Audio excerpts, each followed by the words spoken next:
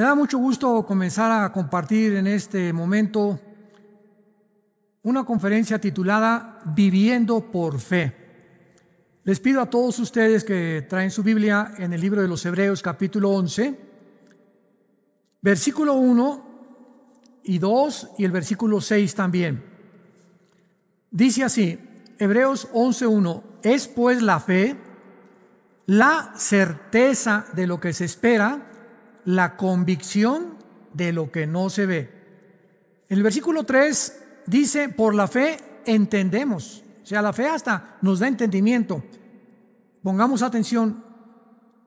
Por la fe entendemos que el universo fue constituido por la palabra de Dios, de modo que lo que se ve fue hecho de lo que no se veía.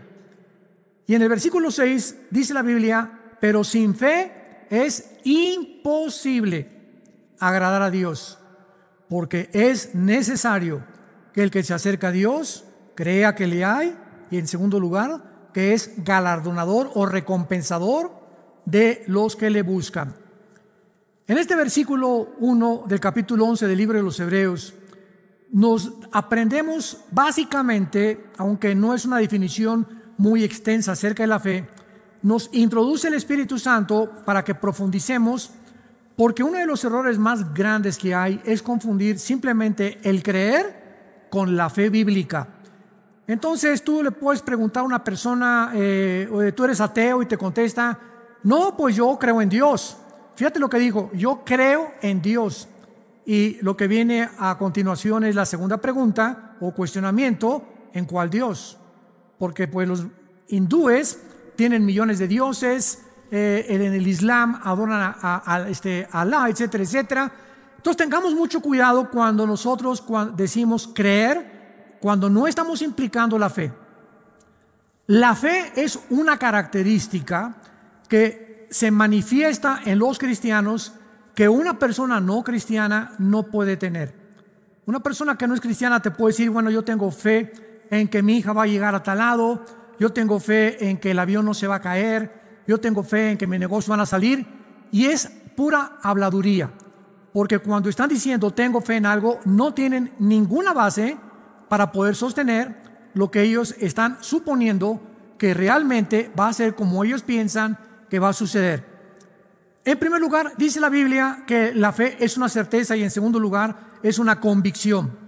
Esta palabra certeza es la palabra upostasis en el griego con H, upostasis, que significa sustancia o que también significa poner algo debajo, o sea, un fundamento. Cuando la Biblia dice la fe es la certeza de lo que se espera, nos está diciendo el Espíritu Santo que lo que nosotros estamos creyendo en la Biblia, porque la fe es por el oír y el oír por la palabra de Dios, tiene un fundamento, tiene una base. No podemos hablar si no tenemos ninguna base.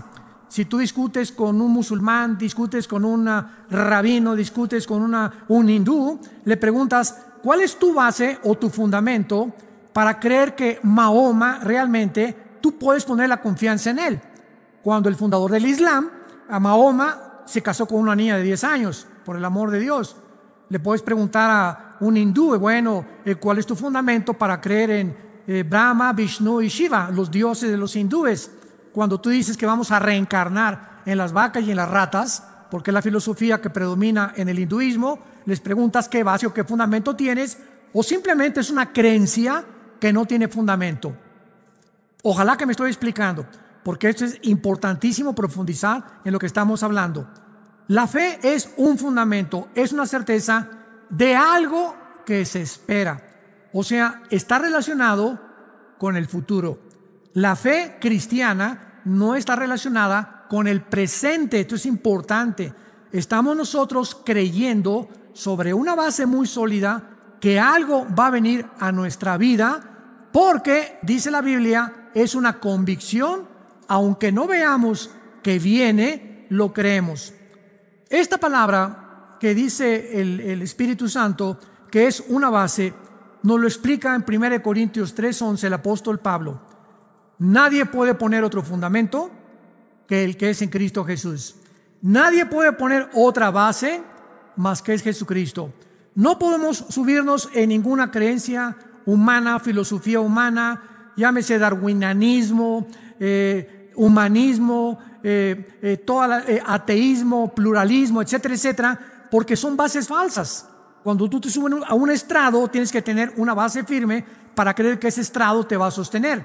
Entonces, cuando decimos que es un estrado, una base fundamental para que podamos asegurarnos que estamos en la verdad, simplemente es la persona de Jesucristo.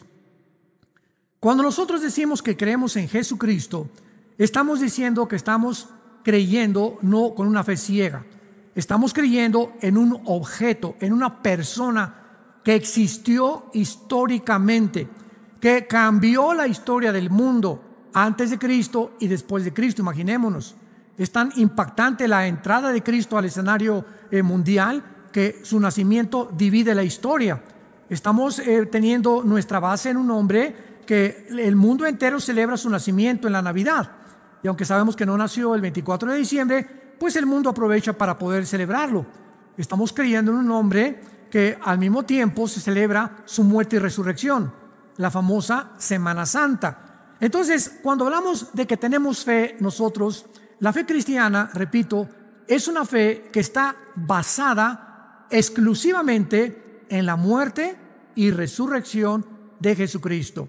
No estamos basados en dogmas o en cosas simplemente de tradiciones o en liturgias religiosas o en personajes que no tienen ningún significado y que no hicieron un impacto realmente para cambiar el mundo, sino que estamos poniendo la fe en alguien que verdaderamente revolucionó la historia. El Imperio Romano fue cambiado por la entrada del cristianismo y en una persona que continúa revolucionando nuestras vidas. Muy bien. Hace algunos años, cuando un familiar mío, mi hermano Alejandro, me comenzó a hablar acerca del cristianismo, yo estaba ya muy cansado de las religiones. Fuimos criados en un hogar muy, muy católico. A los 13, 14 años de edad quería ser cura. Quería abrazar el celibato sacerdotal y vivíamos en el puerto de Acapulco. Estuve en una especie de seminario salesiano, porque en ese tiempo llegaron los lasallistas a Acapulco con la primaria. Mi hermano y yo estudiamos primaria, secundaria y parte de la preparatoria en los colegios de La Salle. Por cierto, académicamente muy buena enseñanza. Y me convencieron que yo tenía que ser sacerdote.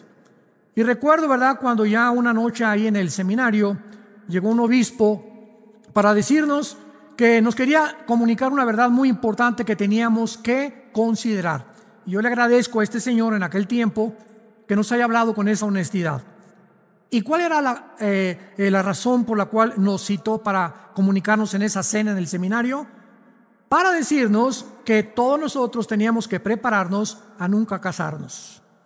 Que si abrazábamos el sacerdocio, teníamos que hacer un voto de celibato sacerdotal. En otras palabras, ¿quieren ustedes, nos dijo, jovencitos, ser curas? ¿Están convencidos de que no se van a casar? Y yo me quedé así medio tambaleando, ¿no? Me acuerdo que nos fuimos a acostar y comenzamos platicando unos a otros, ¿no? Y al otro día en la mañana, nos levantaban a las 5:30, no a orar, a rezar, ¿verdad? Ya saben, Padre Nuestro, Aves Marías, etcétera, etcétera, lo que la iglesia romana enseña. Pasó una muchacha, porque nuestro cuarto daba a la calle, y pasó una muchacha en una bicicleta, una güerita, y recuerdo que pues me llamó mucho la atención, y ese día no dejé de pensar en esa güerita en la bicicleta. Entonces, en la tarde le hablé a mi papá y le dije: papá, fíjate que anoche el obispo vino y nos dijo que pues no podíamos casarnos, y sabes una cosa, que yo no creo que yo pueda ser sacerdote porque me gustan las mujeres. Mi papá estaba feliz. Esa misma noche, a las 9:10 de la noche, me pasó a recoger al seminario y me dice: yo sabía que tú no funcionabas para esas cosas y te he visto que andas ahí detrás de todas las chavas, etcétera, etcétera. Y pues me decepcioné mucho de la iglesia católica y me hice ateo a los 14 años de edad. Ya después pues participé de la dialéctica materialista marxista, estuve en el Partido Comunista Mexicano, nos dieron ciertos entrenamientos, nos querían mandar en aquel tiempo a Cuba a poder tener un entrenamiento mucho más estricto y adentrado dentro de la doctrina hegeliana, marxista, etcétera, etcétera. Y después de todo ese tiempo, que ya hay muchos detalles. Mi hermano Alejandro, ya tenía yo como 25, 26, 27 años de edad. Me llegó un día con la Biblia para decirme que me quería hablar de un hombre. Yo le dije, no quiero que me traigas ninguna religión. Me dijo, vengo a hablarte de un hombre que se llama Jesucristo. Aquí no hay catolicismo, no hay nada. Es un hombre que resucitó de los muertos y que dijo, yo soy el camino, la verdad y la vida. En todo ese tiempo en el cual yo dije que participamos del catolicismo, quiero decirles que nunca jamás abrimos la Biblia. En nuestra casa había una Biblia así grandísima, gruesa, con un candado. Y mi papá era muy afecto a tener amistad con los curas, con los sacerdotes. Y cada 15 días siempre mi papá invitaba a alguien. Mi papá era muy apegado, traía su cordón de San Francisco aquí en la cintura amarrado, y su escapulario, en fin, ¿verdad? Fue lo que le inculcaron. Pero a su manera, él era bastante religioso. Y este hombre religioso venía cada 15 días. Él tenía la llave de la Biblia, la abría, y entonces le abría así un poquito y nos permitía que nos asomáramos. Y me acuerdo que era una Biblia que tenía fotos del diluvio, y ahí me encantaba ver cayendo el diluvio y ahogándose las personas y todas esas fotos, y la cerraba y ya no nos dejaba ver más. ¿Por qué? Porque nos decía que estaba prohibida a menos que él nos la explicara. Bueno, así pasó el tiempo hasta que en la década de los 60 el Papa Juan 23, vino una revolución en la Iglesia Católica. Y entonces vino lo que se conoce como la Revolución Católica, donde en el concilio vino a abrirse la Biblia por primera vez. El Papa Juan 23, por primera vez en más de casi 2000 años, permite que el pueblo, sea tú y yo, vengamos a la Biblia sin que un sacerdote ni nadie nos venga a explicarlo. ¿Por qué? Porque el Papa Juan 23 creyó realmente que el que enseña la Biblia es el Espíritu de Dios. Entonces comenzó a cambiar la cosa con la Iglesia Católica, pues ya permitió en la música, quitaron el latín, todo antes era el latín, y ahora se podría ya hablar en cualquier idioma de acuerdo a la nación y al lenguaje, todo lo que el cura decía durante el sacrificio de la misa, etcétera, etcétera. Y todas estas cosas que tuvieron su revolución y su cambio afectaron gravemente a Roma. Y en ese entonces yo estaba completamente alejado de Dios, y mi hermano me habla de Jesucristo, y cuando él me dice yo soy el camino, la verdad y la vida, me acordé de Buda, o Gautama Buda, que salió de su palacio para buscar la razón del sufrimiento, y pues nunca la encontró. Yo siempre he dicho de una forma sarcástica, Buda acabó en McDonald's, ¿verdad? Porque acabó bien gordito, o sea, salió a buscar la razón del sufrimiento y acabó, pero así se puso, ¿no? Entonces yo dije, voy a seguir un gordito, va a ser ese mi líder. Además, él dijo antes de morir, Buda, busquen la verdad. Nunca dijo que él era la verdad. Y luego me acuerdo pues de Mahoma, que se metió con una niña de 10 años, que tuvo visiones, que era una persona esquizofrénica, psicótica, paranoica, completamente alejado de la realidad, tenía así ilusiones, sueños, gritaba. Y dije yo, ¿cómo puede el Islam, verdad, considerar que este hombre pueda ser su líder? Y así cuando recorrí las religiones que ya había yo estudiado, y me presenta a mi hermano Alejandro a Jesucristo, abro Juan 14, Evangelio de Juan, versículo 6, donde él dice, yo soy el camino, la verdad y la vida. Y cuando yo leí eso, vino a mi mente simplemente un dilema de dos caminos.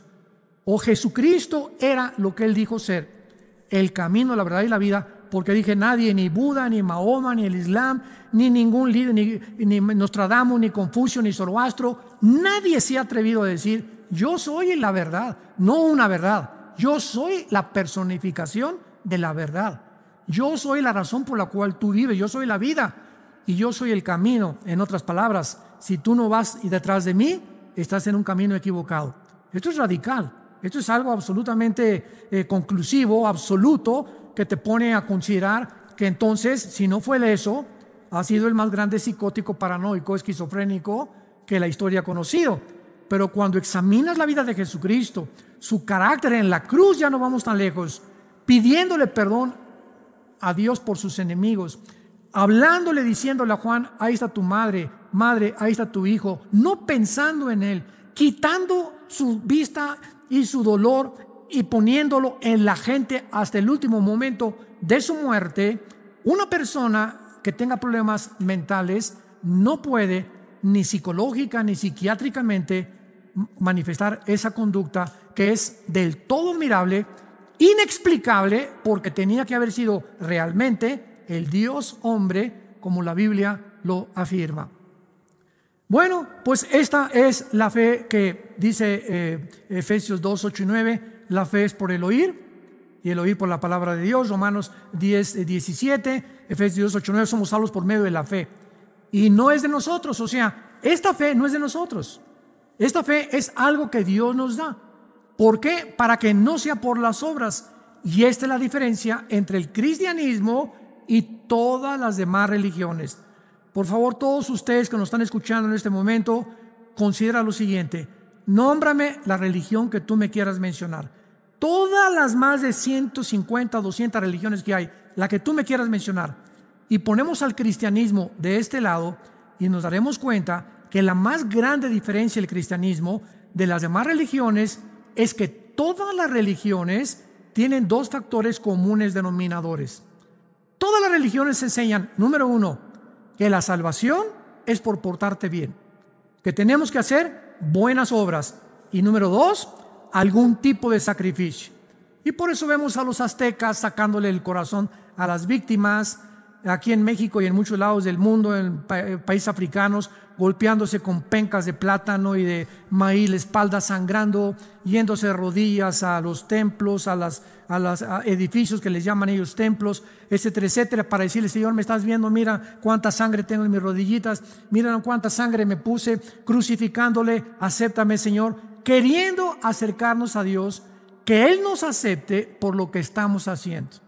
Y el cristianismo, a diferencia de todas las demás religiones, nos da un mensaje excelso, subliminal, maravilloso, majestuoso: no hagas nada.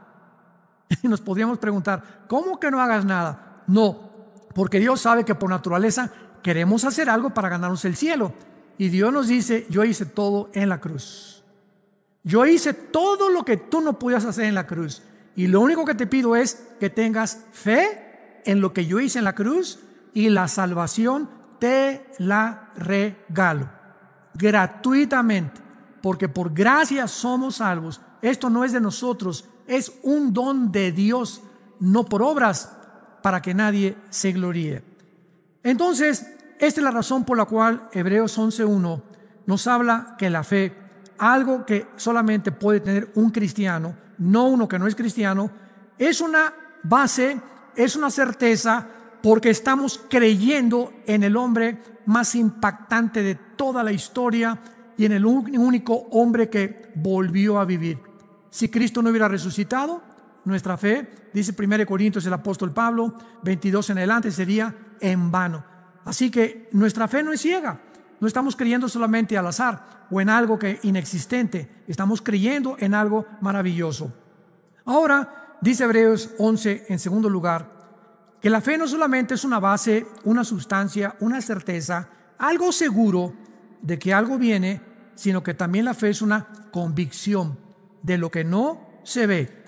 Esta palabra elegchos, con E de Enrique, eleg, con G de Gárgara, elegchos, que se tradujo convicción, significa estar convencido completamente de algo. Estar convencido de que algo va a suceder. O sea, la fe nos permite ver y creer el mundo invisible mediante la Biblia. Entonces, vuelvo a repetir, la fe es algo relacionado con el futuro, algo que se espera que viene a tu vida, y algo que no ves. Apúntalo, la fe está relacionada con el futuro y con lo invisible. La fe está relacionada con el futuro y con lo invisible. Si tú lo ves, ya no es fe, porque la fe tiene que ser forzosamente creer en algo que viene y que no ves. Ahora, esto choca completamente, pues porque oímos que dice la gente: yo no puedo creer lo que no veo. Esto se llama empirismo en la filosofía, empirismo o la filosofía empírica, y es de la filosofía de los ateos. Un ateo te dice: yo no creo lo que yo no veo. lo que yo no oigo, lo que no huelo, lo que no siento y lo que no palpo con mis 5 sentidos. Y la fe es lo contrario a eso. Ahora, ¿cómo podemos nosotros llegar a creer en algo que no vemos y tener la seguridad de que esto va a venir a nuestra vida? Precisamente porque cuando el Espíritu Santo entra dentro de nosotros, yo recuerdo cuando me preguntaban mis amigos, mis amigochos de aquel tiempo, ateos, comunistas: oye, hemos oído que tú ya no estás con nosotros, ¿cómo es posible? Cuéntanos de que ya te volviste religioso. Recuerdo que simplemente yo les comentaba y les decía: ¿sabes una cosa? No tengo nada que explicarte, no entiendo muchas cosas de la Biblia, solamente les digo que Jesucristo vive. Era de lo único que yo estaba seguro, de que realmente Él había entrado a mi vida, que era un personaje real, que aunque yo no lo viera, lo podía yo experimentar. Y esto no se puede con palabras convencer a nadie, porque es algo que tú tienes que experimentar. Es como la historia en México de un general que llegó ahí en Tabasco, me acuerdo, a la ciudad de Villahermosa, Tabasco, a principios del siglo pasado, y llegó en su caballo este gobernador ahí en Tabasco y era ateo. Y llegó a una iglesia cristiana evangélica y les dijo como a 15 o 20 cristianos: cualquiera de ustedes, tontos, ignorantes cristianos, demuéstrenme que existe Dios, y si existe Dios, que me mate ahorita, y si no me mata, les demuestro que Dios no existe. Yo reto ahorita a Dios, que me demuestre que Dios existe. Entonces una viejita salió de la iglesia con una naranja y la partió a la mitad. Y entonces le dijo al gobernador en su caballo: ¿ve usted esta naranja? Y el gobernador dijo: bueno, claro que la estoy viendo, no estoy ciego. Entonces la viejita agarró la naranja y la exprimió en su boca y le dijo al general: ¿me puede usted decir si es dulce o es amarga? Y el general le contestó: vieja tonta, ¿cómo puedo decirle si no la pruebo? Y la viejita le contestó: viejo tonto más usted, porque así es Dios, lo tiene usted que probar.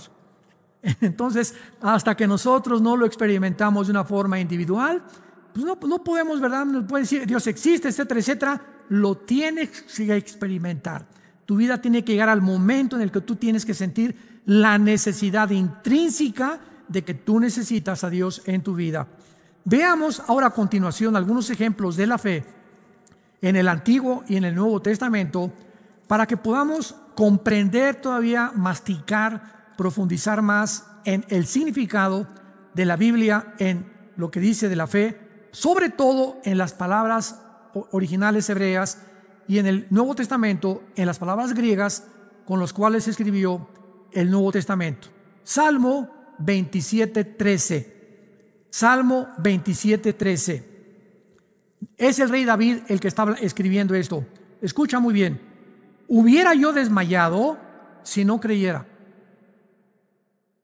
Hubiera yo desmayado si no creyera que veré la bondad de Jehová en la tierra de los vivientes. O sea, ¿qué hace que perdamos nosotros el ánimo en la vida cristiana?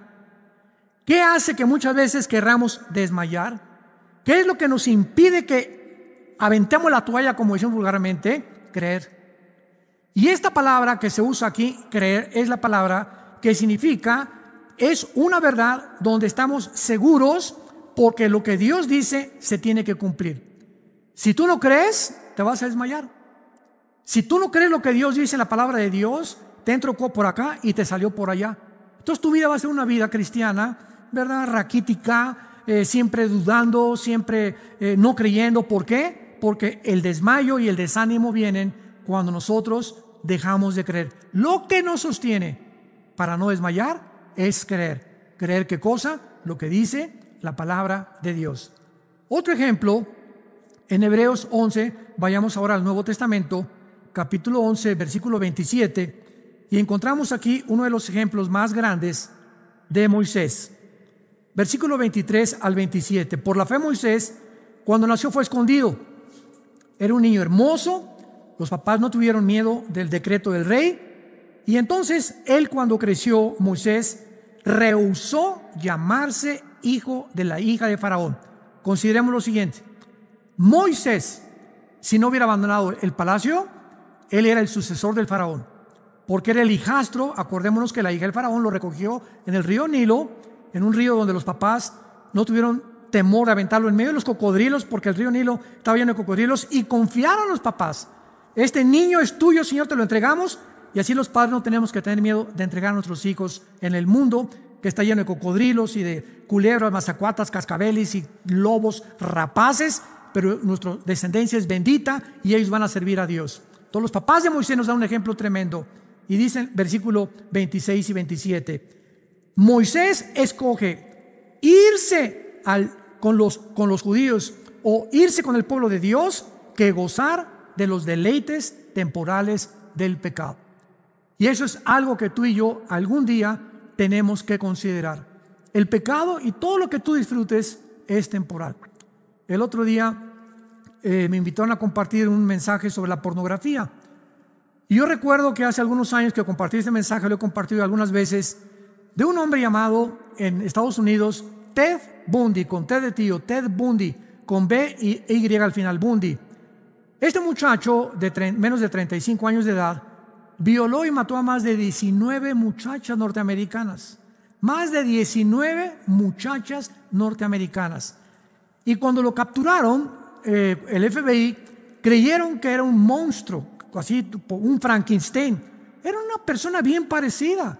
Era un abogado, tenía su carro, lo veías simpatiquísimo, lo que tú me quieras mencionar de una persona, un tipo apuesto, vaya, bien parecido. Lo metieron a la cárcel, lo sentenciaron a pena de muerte. En Florida, la pena de muerte es la cámara de gases. El día antes de que lo ejecutaran, 1972-73 más o menos, en Florida, el doctor James Dobson, que es un psicólogo cristiano, lo fue a entrevistar. Y entonces le preguntó el día anterior de que lo metieran a la cámara de gases: oye Ted, ¿qué fue lo que inició tu vida? Porque tú eres una persona puesta, o sea, tú no tienes necesidad de matarlas y asesinarlas para tenerlas después, porque también lo acusaron de necrofilia. La necrofilia es tener acto sexual con los muertos, imaginémonos, o sea, las mataba para ya muertas violarlas sexualmente, que es una depravación ya de lo más grande que pueda haber. Y Ted Bundy contestó: todo comenzó con la pornografía. Cuando a los 11, 12 años de edad, unos amigos le llevaron revistas, etcétera, etcétera, y se volvió una obsesión. Entonces tuve una novia y salía con ella, etcétera, etcétera. Me dejó y la próxima dije: me voy a vengar. La maté y comenzó a despertarse un odio contra las mujeres impresionante en mi vida. Pero lo que despertó, el gatillo que propició la vida degenerada de este hombre, fue la pornografía. Y cuando nos damos cuenta que así es el pecado, es temporal, todo nos echa a perder. El pecado es la razón por la cual Cristo murió en la cruz. Y cuando escogemos el pecado, estamos escogiendo la tristeza, estamos escogiendo la depresión, estamos escogiendo la lejanía, el vacío, porque nunca jamás el pecado nos podrá hacer feliz. Lo único que nos hace la felicidad es la santidad. ¿Quieres ser feliz? ¿Quieres tener paz? ¿Quieres realmente ver las cosas desde el punto de vista de Dios, aunque no las veas físicamente? Confía en Dios, sigue en Dios, cree en las promesas de Dios y vas a tener una paz que sobrepasa todo entendimiento. Y el punto final es que dice el versículo 27 de Hebreos 11 que Moisés dejó a Egipto. Y miren lo que dice: no temiendo la ira del rey, porque se sostuvo como viendo al invisible. ¿Qué fue lo que le dio esa confianza a Moisés? ¿Qué es la confianza que nos da cuando salimos a la calle a nosotros? ¿Qué es lo que nos da confianza cuando estamos en medio del peligro? Que a donde quiera que vayamos va Jesús con nosotros. Que aunque no lo veamos, aquí está dentro de mí. Y donde quiera que yo esté, en el parque, en la tienda, en el mercado, en el desayuno, cuando viajo en mi coche, en el avión, va Jesús dentro de mí. Por lo cual no temeré. ¿Por qué? Porque mayor es el que está dentro de mí que el que está en el mundo. Entonces, esto es lo que significa en Hebreos 11:27. Nada nos puede quitar el temor de Dios. Veamos otro ejemplo. En el libro de Génesis, en el Antiguo Testamento, capítulo 15, y vayamos ahora a algunas palabras muy reveladoras en el lenguaje hebreo. Dice Génesis 15, versículos 5 y 6. Y lo llevó fuera, o sea, Dios está hablando de Abraham, y le dijo: mira los cielos, cuenta las estrellas si las puedes contar. Y le dijo: así será tu descendencia. Versículo 6. Y creyó a Jehová y le fue contado por justicia. Escucha, esta es la primera vez en la Biblia que se menciona la palabra creer. Creyó a Jehová y le fue contado por justicia. O sea, desde Abraham hasta nuestros días, todos los que hemos estado cerca de Dios ha sido por la fe. Pero lo que quiero hablar es de la palabra que se usó aquí en el hebreo, creer. Apúntalo, en la palabra amán, con A de Armando, A-M-A-N de Nancy, amán, que significa apoyarse en algo. Cuando yo voy caminando y estoy cansado y te recargas en un árbol, estoy amán en el árbol. Me estoy descansando porque si no, siento que me caigo al suelo. Cuando estás cansado o deprimido, llega un amigo y te echa el brazo acá y te agarras con él y sientes que te desmayas, pero te estás apoyando en él. Este es el significado de la palabra amán. Es la palabra más común porque existen dos pilares en los cuales podamos sostenernos. Dios, que es digno de toda nuestra confianza, y la palabra de Dios, que también es digna de toda nuestra confianza. Dice Salomón en Proverbios 8, 8 y 9, justas son todas las razones de mi boca, no hay nada torcido ni perverso en ellas. Todas ellas son justas al que ha encontrado la sabiduría y razonables a los que me conocen. Entonces, podemos recargarnos completamente en la palabra de Dios. Podemos descansar completamente en Dios.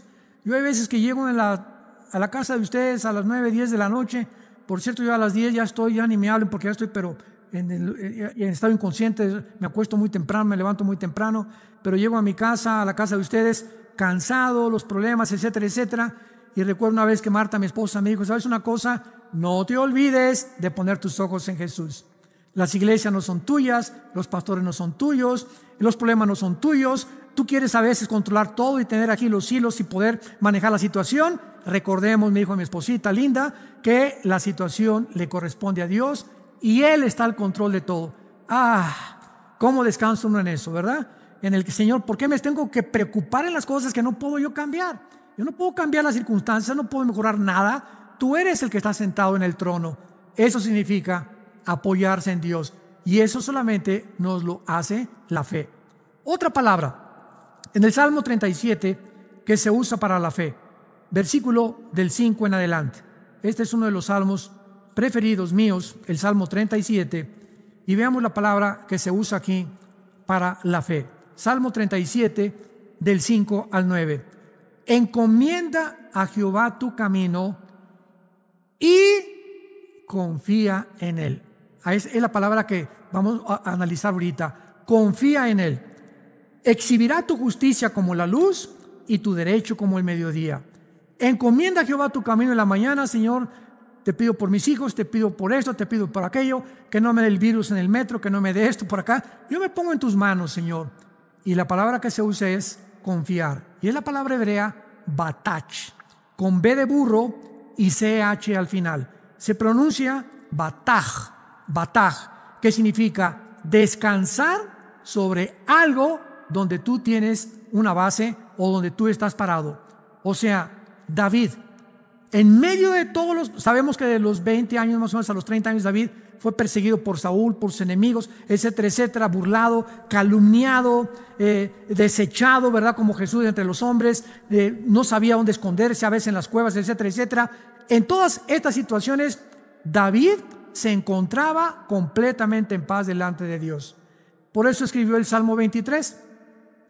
Aderezas mesa delante de mí en presencia de mis angustiadores. ¿Qué estaba diciendo David? Mira, a la hora de la comida, yo se lo he dicho a mis hijos también, y cuando estamos comiendo, vamos a olvidarnos de todo, de los problemas, vamos a comer los alimentos en paz. David dice, cuando yo me siento a comer, ahí están los soldados afuera que me quieren matar. Y oí que a las 3 de la tarde me quieren matar. ¿Sabes una cosa, Dios? Yo voy a comer en santa paz. Aderezas, me pones el chivito y la barbacoa y las tortillas de harina y me las voy a comer en paz, en medio de mis angustiadores. Esa es la paz que sobrepasa todo entendimiento. Ahora, cuando Dios ve esa confianza en nosotros, en la que realmente descansamos, en la que realmente le estamos dejando a Él, que Él se encargue de todo lo que nos está rodeando, Dios entra en acción. Porque sin fe, ya lo vimos en Hebreos 11:6, es imposible agradarle. O sea, la única forma en la que Dios puede entrar en acción es a través de la fe. Es la fe lo que mueve a Dios. Es la fe la que lo hace actuar. Es la fe la que nos da la provisión de Dios. Y terminemos aquí en 2 Corintios capítulo 9 con otra palabra maravillosa que usa el apóstol Pablo cuando está hablando acerca de la provisión. Porque actualmente pues vivimos en un tiempo donde la pregunta es, ¿me podrá Dios sostener? Ya no tengo empleo. Y ahora que acabe la pandemia, ¿podré seguir trabajando? ¿Podrá Dios seguir dando alimento a mis hijos? ¿Podré seguir pagando la letra de mis carros? Escucha lo que dice Dios en 2 Corintios 9, versículo 8. ¿Cómo me ha bendecido este versículo? Escúchalo con mucho cuidado. Y poderoso es Dios. ¿Cómo es Dios? Poderoso. ¿Sabes qué es eso? Que todo lo puede. Tan sencillo como eso. Poderoso es Dios. ¿Para qué? Para hacer que abunde en ustedes toda gracia, a fin de que siempre tengas en todas las cosas todo lo suficiente para que abundes en buenas obras. Cuando Dios me da, y ahí lo dejo, y ahí lo dejo, y ahí lo dejo, se me van a romper las bolsas. Pero cuando Dios ve que lo que Él me da es para bendecir a los demás, poderoso es Dios para hacer que siempre yo tenga para dar. O sea, no se puede recoger lo que no hemos sembrado. Y es impresionante la cantidad de cristianos avaros, codos. Como hace mucho tiempo llegó una señora a una de nuestras iglesias muy pobre y uno de los decanes me dijo, hay una señora pidiendo limosna ahí en la puerta de la iglesia. Y le hablé a la señora, tráiganla para acá, por favor. Oiga, doña Chole, ¿usted qué le pasa? No, pues yo soy lavandera y me pagan $1 por cada pantalón, por cada camisa que limpio. Y le pregunté, ¿usted es cristiana? Me dice, sí. ¿Y usted diezma? Le dije. Ay, pastor, me dice, ¿cómo quiere que diezma? Si apenas le dije, hermana, de cada 10 pesos, dele $1 a Dios. De cada 20, dele 2. De cada 100, dele 10 pesos. Porque aún en la pobreza hay avaricia. Entonces creemos que porque no tenemos no podemos dar. ¿Qué es la fe? ¿Qué es la fe? Dar aunque no veamos. Bueno, aquí me dice que voy a pagar esto de mi renta, voy a pagar la renta de mi coche. Esto es lo que yo estoy viendo. Y si le doy el diezmo a Dios, ya no me va a alcanzar. Eso no es fe. ¿Qué es fe? Confiar lo que dice Dios. Padre, yo no veo, no entiendo, aparentemente no me alcanza, pero te voy a dar creyendo que lo que tú dices es verdad. Y cuando tú te desprendes de eso y lo haces, no te la vas a acabar. Porque Dios bendice la fe. Poderoso es Él. Va a hacer que siempre tengas, porque Dios está buscando instrumentos para bendecir a los demás. Abraham, comenzamos con Abraham. Te voy a bendecir para que tú seas bendición a las naciones. Todo lo que Dios nos da es para bendecir. Padre, dame para dar, bendíceme para bendecir, sosténme para sostener, fortaléceme para que yo fortalezca. Todo esto, nada es para nosotros. Es para que nosotros lo usemos para los demás. Cuando vivimos nosotros por fe, hemos dado un paso gigantesco, porque poderoso es Dios para seguirnos sosteniendo y seguirnos mostrando que nunca jamás nos va a dejar ni nos va a abandonar.